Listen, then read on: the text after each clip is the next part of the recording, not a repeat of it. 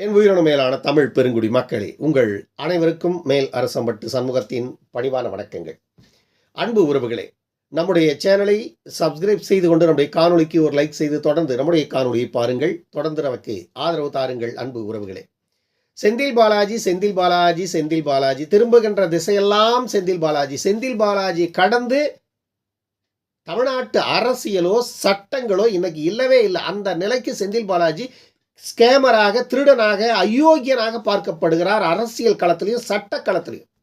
செந்தில் பாலாஜி கடந்த 14ஆம் தேதி சென்னை உயர்நீதிமன்றத்தில் ஒரு மனு தாக்கல் செய்கிறார். அது என்ன வழக்கு அப்படின்னா, ஏன்னா செந்தில் பாலாஜி மேல ஒரு வழக்கு இல்லை. ஒரு வழக்கு இருந்தா செந்தில் பாலாஜியினுடைய வழக்குன்னு சொல்லிட்டு போயிடலாம். செந்தில் பாலாஜி மேல கணக்கில் இல்லாத வழக்குகள் இருக்கு. அதுல ஒரு மிக முக்கியமான வழக்குன்னு பார்த்தீங்கன்னா ஒரு 4-5 வழக்கு தொடர்ந்து நீதிமன்றத்தில் விசாரணைக்கு வந்துட்டே இருக்கு. 4-5 வழக்குன்னு பார்த்தீங்கன்னா, முதல்ல அந்த பிஎம்எல் ஆக்டில் சிக்கினார் இல்லையா, அவர் 14 மாதம் உள்ளே இருந்தார் இல்லையா, வேலை வாங்கி தரதாக 100க்கும் மேற்பட்ட பாமர மக்களை ஏமாற்றி பணம் பிடுங்கின வழக்கு. அதுக்கடுத்து இப்போ மூவிங்கில் இருக்கிற வழக்குன்னு பார்த்தீங்கன்னா, சிபிஐ போட்டிருக்கின்ற வழக்கு 397 கோடி டிரான்ஸ்பாரம் ஊழலில் வழக்கு. இந்த வழக்கு இப்போ சிபிஐ போட்டிருக்காங்க. அதுக்கடுத்து பார்த்தோம்னா டாஸ்மார்க் வழக்கு ஏற்கனவே இடி போட்ட வழக்கு. அந்த இடி போட்ட வழக்கு உச்ச நீதிமன்றத்தில் போயிட்டு அப்போதைய அரசு, திமுக அரசு, அந்த வழக்கை விசாரிக்க கூடாதுன்னு உச்ச நீதிமன்றத்தில் போய் ஸ்டே வாங்கிட்டு வந்தாங்க. யாரு? அப்போ தமிழக அரசாக இருந்த திமுக, மு.க. ஸ்டாலின் தரப்பிலான அரசு உச்ச நீதிமன்றம் போய் இந்த வழக்கை விசாரிக்க கூடாது.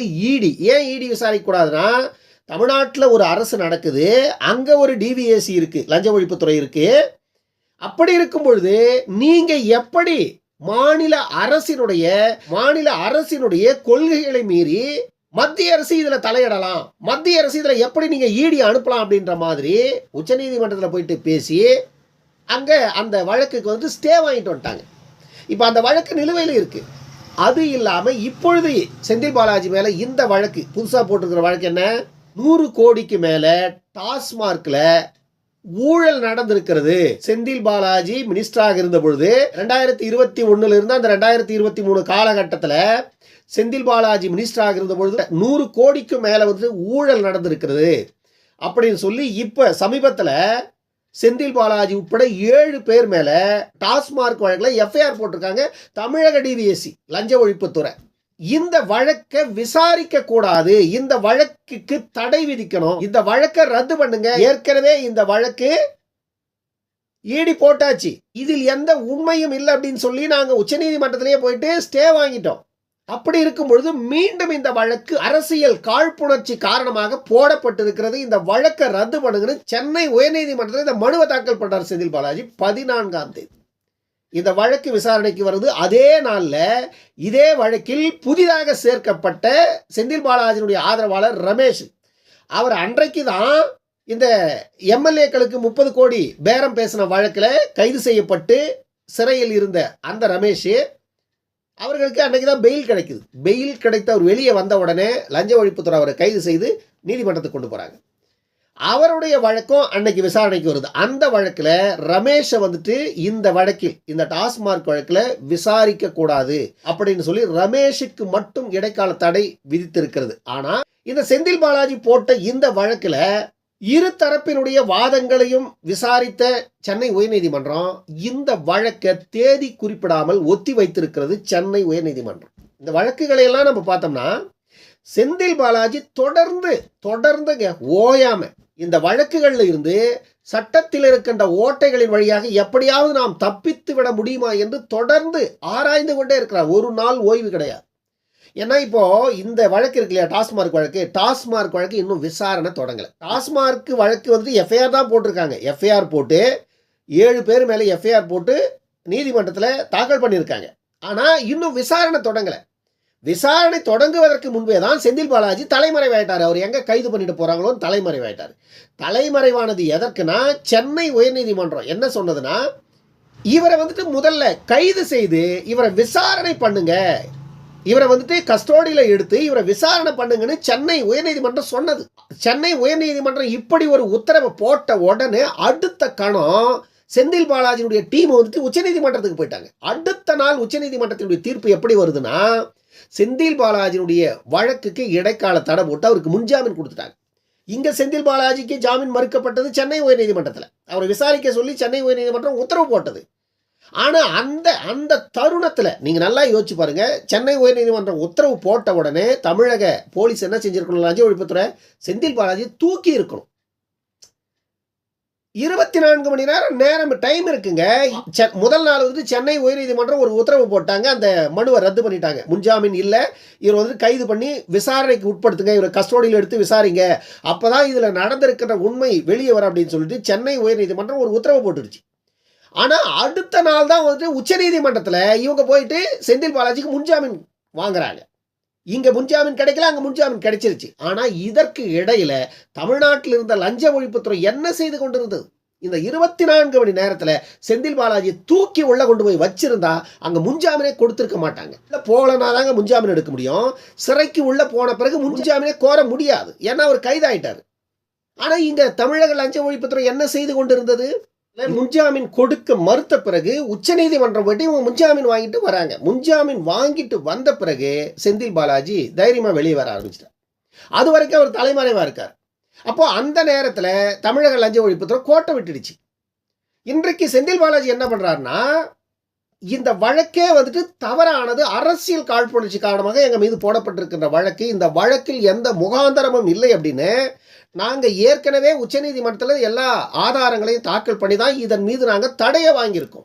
அதனால இந்த வழக்கை முழுமையா விசாரிக்க கூடாது, விசாரணைக்கு தடை போடணும், இந்த வழக்கை ரத்து பண்ணணும்னு சொல்லி சென்னை உயர்நீதிமன்றத்தில் செந்தில் பாலாஜி தரப்பு நேற்று வாதாடி இருக்காங்க. இந்த வழக்குல தேதி குறிப்பிடாமல் இந்த வழக்கு ஒத்தி வைக்கப்பட்டிருக்கிறது. இந்த வழக்கினுடைய தீர்ப்பு எப்போ வரும்னு தெரியாது. ஆனா இந்த வழக்கை விசாரிக்கணுமா அல்லது சென்னை உயர்நீதிமன்றம் இந்த வழக்குக்கு தடை போடுமா அப்படின்னு தெரியாது. அதற்கு இடையில என்ன நடக்கும்னு நமக்கு இப்போதைக்கு சொல்ல முடியாது. ஏன்னா இதெல்லாம் வந்துட்டு சட்டத்தில் இருக்கின்ற ஓட்டைகளை தேடிட்டு இருக்காங்க, எந்த பக்கம் தப்பிச்சு போகலாம். எவ்வளவு பெரிய குற்றவாளிங்க இவங்கெல்லாம். மக்கள் விரோத செயலில் அதிகாரத்தை பயன்படுத்தி மக்கள் விரோத செயலில் ஈடுபட்டுட்டு நீதிமன்றத்தில் போயிட்டு எவ்வளவு தைரியமா நாங்கள் செய்திருந்தாலும் கூட அதில் எந்த முகாந்திரமும் இப்போதைக்கு இல்லை, அதை நிரூபிக்க உங்களால் முடியாது அப்படின்ற மாதிரி. இப்போ இதெல்லாம் சவால் விடுற மாதிரி. இதெல்லாம் வந்து எப்படி இருக்கு, சவால் விடுற மாதிரி. நாங்கள் குற்றமே செய்திருந்தாலும் கூட எங்களை வந்துட்டு நீங்கள் ஒன்றும் செஞ்சிட முடியாது, நாங்கள் செய்திருக்கின்ற குற்றத்தை உங்களால் நிரூபிக்க முடியாது அப்படின்னு சொல்லி நீதிமன்றத்திலே போயிட்டு சவால் விட்டு பேசுகிறார்கள் இவங்க. என்ன கொடுமை பாருங்கண்ணே. நம்மெல்லாம் மக்கள் எவ்வளவு முட்டாளு பாருங்க. இப்போ இந்த விஷயம் இந்த அளவுக்கு விஸ்வரூபம் எடுத்திருக்குமா? இப்போ இந்த ஆட்சி மாற்றம் மட்டுமே நடக்காமல் இருந்திருந்தா இந்த செந்தில் பாலாஜியினுடைய இந்த டாஸ்மார்க் விவகாரம் இவ்வளவு விஸ்வரூபம் எடுத்திருக்குமா? யோசிச்சு பாருங்க. ஏற்கனவே திமுக ஆட்சியில் அவங்க உச்சநீதிமன்றத்தை தடை வாங்கிட்டாங்க, அதோட முடிஞ்சு போயிட்டுக்கும். சப்போஸ் மீண்டும் திமுக ஆட்சிக்கு வந்திருந்தாலும் அல்லது அதிமுகவே ஆட்சிக்கு வந்திருந்தாலும் இந்த பிரச்சனையை தொட்டு கூட இருக்க மாட்டாங்க. அதாவது அதிமுக வந்தாலும் அதை தான் செய்ய போறாங்க. மீண்டும் திமுக வந்தால் அது இரட்டிப்பா இருக்கும். ஏன்னா மக்களை பத்தி பிரச்சனை இல்லைங்க. 5 ரூபா வாங்கினா எக்ஸ்ட்ரா 5 ரூபா வாங்கினா என்ன, 10 ரூபா வாங்கினா என்ன, அவனுக்கு தேவை சாராயம் வேணும். நீ 10 ரூபா எக்ஸ்ட்ரா கேட்டாலே கொடுத்துருவான், 20 ரூபா எக்ஸ்ட்ரா கேட்டாலே கொடுத்துட்டு அவன் வாங்கி குடிச்சே தரணும். அந்த கட்டத்தில் அந்த குடிகாரர்களை மாற்றி விட்டது இந்த திமுகவும் அதிமுகவும் சேர்ந்தே. நாம் வந்து மக்களை குறை சொல்லவே முடியாதுங்க. ஏன்னா மக்கள் வந்து ஒரு நோய்க்கு ஆட்பட்டுட்டாங்க, குடி நோய்க்கு ஆட்பட்டுட்டாங்க. அந்த மக்களை பயன்படுத்தி கொள்ளுகின்ற வேலையை இந்த ஆட்சியாளர்கள் செய்தாங்க. இப்போ குடி நோயாளிகளை ஒரு நிலைக்கு இவங்க தள்ளிட்டாங்க. இனி அதிலிருந்து அந்த குடிநோயாளிகள் மீள்வது என்பது அவ்வளவு எளிது அல்ல. இப்போ அந்த நோயை பயன்படுத்தி இப்படி மருத்துவமனையில் ஒரு பேஷண்ட் போயிட்டு அட்மிட் ஆயிட்டா அவனை வெளியவே விடாத முடிஞ்ச வரைக்கும் நாளைக்கு ஒரு நாளைக்கு பெட்டில் இருங்க, இன்னும் ஆயிடுச்சு, ஓரளவுக்கு குணமாயிட்டீங்க, சின்ன ஒரு சிசேரியன் பண்ண வேண்டியிருக்கு, நாளைக்கு முடிச்சிடலாம். ஒருவேளை ஒரு கோமா நிலையில் இருக்கிறார் அப்படின்னா இல்லை, ஓரளவுக்கு சரியாயிட்டு வராரு, முன்னை விட இப்போல்லாம் கொஞ்சம் நரம்பெல்லாம் ஒர்க் ஆகுது, கொஞ்சம் ஆக்டிவ் வந்திருக்கு, பாடி வந்துட்டு முன்ன மாதிரி இல்லை, மூச்செல்லாம் வந்துட்டு பாருங்கள், மூச்சு விட்டத்துக்கெல்லாம் முன்ன எவ்வளோ சிரமப்பட்டார், ஆனால் இப்போ மூச்செல்லாம் நல்லா வருது. முன்னெல்லாம் ஜீரணம் பிரச்சனை இருந்தது, இப்போ அதெல்லாம் இல்லை, நல்லா மோஷனும் போகுது. அதனால் ஓரளவுக்கு தேறிட்டு வராரு, யாரும் பயப்பட வேண்டியில்லை. இன்னும் ஒரு வாரம் வச்சுருந்தோம்னா சரியாயிடும், நம்ம டாக்டருங்களுக்கெல்லாம் சொல்லியிருக்கேன், ட்ரீட்மெண்ட் நல்ல மாதிரியே போயிட்டுருக்கு அப்படின்னு. எப்படி மருத்துவமனையில் ஒரு பேஷண்ட் உள்ளே போய் அட்மிட் ஆனால் அந்த உறவினர்களை பிரெயின் வாஷ் பண்ணி நம்ப வைத்து மருத்துவர்கள் ஒரு பேஷண்ட்டை வைத்து எப்படி பணத்தை புடுங்குகிறார்களோ அதே போல தமிழக அரசு தமிழ்நாட்டு மக்களை நோயாளிகளாக குடிநோயாளிகளாக மாற்றி டாஸ்மாக் கடை மூலமாக அந்த மக்களினுடைய உழைப்பை, ரத்தத்தை அப்படியே உறிஞ்சி அந்த உழைப்பில் வாழ்ந்தது தான் இந்த கேடுகட்ட இயக்கங்கள் ரெண்டுமே. இன்றைக்கு இப்படி சுரண்டி தின்னது பறி போயிடுச்சு, ஆட்சி போயிடுச்சு, அதிகாரம் போயிடுச்சு. கத்துறானுங்க பாருங்க, ஒவ்வொரு மேடையிலையும் ஒவ்வொரு ஈனப்பயல்களும் எப்படி கத்துறானுங்கன்னு பார்க்குறமில்ல. தமிழ்நாட்டில் இதை விட ஒரு கேவலம் எதுவுமே இருக்காதுங்க. எந்த மாநிலத்திலும் இப்படி ஒரு அரசியல்வாதிகளை நம்மளால் பார்க்க முடியாது. மக்கள் ஒரு தீர்ப்பு கொடுத்த பிறகு அந்த தீர்ப்புக்கு தலை வணங்கணும். அவன் தான் உண்மையான அரசியல்வாதி, அவன் தான் உண்மையிலே ஜனநாயகவாதி, ஜனநாயகத்தை நேசிப்பவர்கள். ஆனா இங்க அப்படியே நடக்குது. ஓட்டு போட்ட மக்கள் எல்லாம் மேடை போட்டு திட்டிட்டு இருக்கான். ஓட்டு போட்ட மக்களை மேடை போட்டு திட்டிட்டு இருக்கான். கொளத்தூர் மக்களை அவங்கெல்லாம் நன்றி கட்ட மக்கள், அவங்களுக்கெல்லாம் நல்ல சாவே வராதுங்கிறான் அந்த அனிதா ராதாகிருஷ்ணன். மா சுப்பிரமணியத்தை தோற்கடித்த சைதாப்பேட்டை மக்களுக்கு நல்ல சாவே வராதுன்னு RS பாரதி மேடை போட்டு பேசுறான். இந்த பக்கம் ஒருத்தன் சட்டமன்றத்தில் எம்எல்ஏவை கையை கால உடை பண்றான். இன்னொரு பக்கம் பாத்தீங்கன்னா அதிமுகவை சார்ந்த RB உதயகுமார் அவன் ஒரு பக்கம் கேவலமா பேசிட்டு இருக்கான் மேடைக்கு. இந்த அளவுக்கு இவர்கள் புலம்ப ஆரம்பித்ததுக்கு காரணம் என்ன? அதிகாரம் போயிடுச்சு. இந்த அதிகாரத்தை வைத்து இத்தனை ஆண்டு காலமாக கொழித்தவர்கள் இவங்க ரெண்டு பேருமேங்க. இதுல திமுக அதிமுக எல்லாம் விளக்கே கிடையாது, மாற்று கருத்தே கிடையாது. ரெண்டு பேரும் ஒரே கொட்டையில ஒண்ண மாட்டேன். தமிழ்நாட்டு மக்கள் உண்மையிலே வெகுண்டெழுந்து ஒரு ஆட்சி மாற்றத்தை கொண்டு வந்தாங்க. அது உண்மையிலே மிகப்பெரிய வரவேற்கத்தக்கது. இந்த ஆட்சிகள் 5 ஆண்டுகள் நடக்கட்டுங்க. விஜய் அவர்களினுடைய செயல்பாடுகள் எப்படி இருக்கிறது என்பதை இந்த 3 மாதத்திலேயே மக்கள் உண்மையிலேயே மிகப்பெரிய நம்பிக்கை வச்சிருக்காங்க. இந்த அரசின் மீது மிகப்பெரிய நம்பிக்கை கொண்டிருக்கிறார்கள் மக்கள். அரசு 100 விழுக்காடு நேர்மையா செயல்பட்டு விடும் அப்படின்னு எதிர்பார்ப்பதோ மிகப்பெரிய தவறு. அதே வேளையில கடந்த திமுக அதிமுகவினுடைய செயல்பாட்டை விட ஒரு 20 அல்லது 30 விழுக்காடு திறம்பட இந்த அரசு செயல்பட்டாலே இந்த அரசு உண்மையிலேயே மக்கள் பக்கம் நிற்கிறது அப்படிங்கிறத நம்ம ஒத்துக்கொள்ளத்தான் வேண்டும். அந்த வகையில் இந்த அரசு இன்றைய சூழ்நிலைக்கு இந்த 3 மாத கால ஆட்சியிலேயே மக்களின் நன்மதிப்பை இந்த அரசு பெற்றிருக்கிறது. ஆனால் நம்ம களத்தில் பார்க்குறோம், சில செய்தி சேனல்களில் இந்த அரசுக்கு எதிராக பேசுகிறவர்களை பார்க்குறோம். இவர்கள் எல்லாம் ஏன் பேசுகிறார்கள் என்பதையும் நம்ம பார்க்குறோம். இவர்களெல்லாம் இந்த திமுக அதிமுக குறிப்பாக திராவிட கட்சிகளின் ஆதரவாளர்கள். திராவிடம் தான் இந்த மண்ணை ஆள வேண்டும் என்று பேசுபவர்கள். இவங்கெல்லாம் திராவிட சிந்தனையாளர்கள். இவர்கள் விஜய் ஆட்சி ஆளுவதை விரும்ப மாட்டார்கள்.